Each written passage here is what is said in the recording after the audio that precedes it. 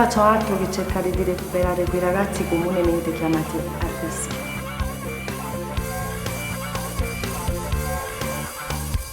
E cosa avete scelto voi come esempio di vita? Un boss, un camorrista. Mi chiamo Rosario Gargano, ho 18 anni, sono rinchiuso nel carcere di Nisida da 1 anno, 4 mesi e 7 giorni. Secondo me che si vogliono hanno pigliato per sempre con dell'angolo. Wow, un gas. E mica posso scrivere un gas. Ma dalla capra in ducessi. Simone Mori va faticato, ma non stai per cosa. Parliamo di ragazzi a rischio. Abbiamo prima maternità, la classe di neocultura. Io ora le ricordo che questo è un carcere, non un teatro. Ma io per mio figlio sono sempre la prima attrice. Una cosa che mi sono sempre chiesto.